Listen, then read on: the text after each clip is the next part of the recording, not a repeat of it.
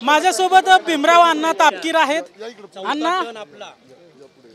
अण्णा खडकवासल्याच्या जनतेने सलग 4 वेळा विश्वास ठेवलाय तुमच्यावर, पुन्हा एकदा विजयाचा गुलाल तुमच्या अंगावर पडलाय। खरं तर भारतीय जनता पार्टी व महायुतीने माझ्यावर जो विश्वास या ठिकाणी दर्शवला आणि मला या ठिकाणी चौथ्यांदा उमेदवारी जाहीर केली आणि माझ्या मतदारसंघामधील सर्व नागरिकांनी खरं तर केलेल्या विकास कामं आणि त्यांच्यावर असणारा माझा संपर्क, त्याचबरोबर माझ्या मतदारसंघामध्ये शांतता सुव्यवस्था आणि केलेली विकास कामं या भरोशावर खरं तर जनतेने मला पुन्हा चौथ्यांदा या ठिकाणी निवडून दिलेला आहे। मी सर्व खडकवासला मतदारसंघाच्या जनतेतील मनापासून या ठिकाणी हात जोडून आभार मानेन की त्यांनी मला ही चौथ्यांदा मोठा विजय आहे तुमचा, चौथ्यांदा निवडून येत आहे। आता मंत्री होणार का? हे पहा, हे सर्वस्व माझ्या हातामध्ये नाही आहे।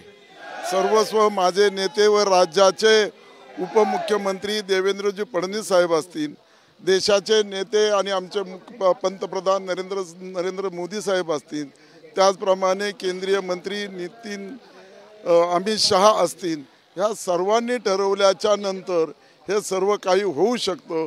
त्यांनी ठरवलं तरच होऊ शकतं। आम्ही या ठिकाणी आहे त्यामध्ये समाधानी आहोत। तुमच्या विरोधी उमेदवाराकडून अण्णा गुलाल उधळला गेला, बॅनर लावले गेले होते, आज देखील गुलाल उधळल्याच्या बातम्या येत आहेत। हे पहा, उत्तावळा नवरा आणि गुडघ्याला बाशिंग असं जर म्हणलं तर वावगं ठरणार नाही, कारण त्यांना एक सवयच आहे। कारण निवडणुकीपूर्वी आपण निवडून येणार नाही, परंतु आपण आपलं समाधान आपल्या कार्यकर्त्यांना घेऊन वेगवेगळ्या प्रकारचा डान्स करायचा आणि वेगवेगळ्या प्रकारचे बॅनर लावून लोकांना कसं वेगळ्या प्रकारचं आकर्षित करून घेण्याचं त्यांचं धोरण हे गेल्या निवडणुकीमध्ये सुद्धा मी 2019ला पाहिलेलं होतं आणि 2024ला त्यांनी तोच प्रयोग केला, परंतु जनतेने त्याला या ठिकाणी 4 मुंड्या चित केलेला आहे असं मला या ठिकाणी सांगायचं आहे। पुणे शहरासह महाराष्ट्रात मोठं यश आलंय महायुतीला, लाडक्या बहिणीचा फायदा झालाय असं वाटतंय का? 100% हो का, लाडक्या बहिणीचा फायदा झाला।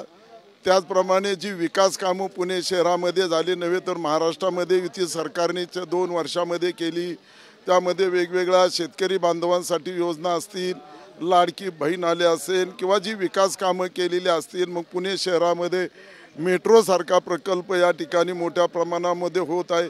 हे सर्व पाहता या ठिकाणी विकास कामं आणि लाडक्या बहिणीने हा या ठिकाणी चांगल्या प्रकारे यश या ठिकाणी। शेवटचा प्रश्न अण्णा, मोठा विजय झालाय तुमचा खडकवासल्यात, खडकवासल्याच्या जनतेला आज काय शब्द देचाल आणि या विजयाचं श्रेय नेमकं कोणाला देणार? हे पहा, या विजयाचे श्रेय मी सर्व माझ्या खडकवासला मतदारसंघातील सर्व जनतेला देतो, त्याचप्रमाणे महायुतीला देतो, त्याचप्रमाणे प्रबोधन मंच जो घरोघरी जाऊन या ठिकाणी खरं तर प्रबोधन काम करत होता आणि हिंदुत्वाची लाट या ठिकाणी सांगत होता, त्यामुळं प्रबोधन मंचला सुद्धा या ठिकाणी मी ते सर्व श्रेय देतो माझ्या सर्व कार्यकर्त्यांना आणि सर्वांनाच यश। आणि काही सदृश्य आणि काही सदृश्य ज्याला म्हणतो ना, काही अदृश्य आणि काही सुदृश्य असे दोन्हींना सुद्धा मी या ठिकाणी त्याचं श्रेय देतो। सर्व कार्यकर्त्यांना या विजयाचं श्रेय देत असल्याचं भीमराव तापकीर यांच्याकडून सांगण्यात येतंय।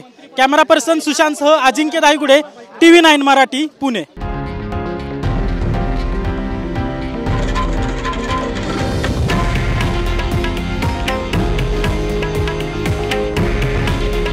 हे आहे देशातील नंबर 1 न्यूज नेटवर्क आणि आपण पाहत आहात TV9 मराठी। काळजी तुमची, हित महाराष्ट्राचं।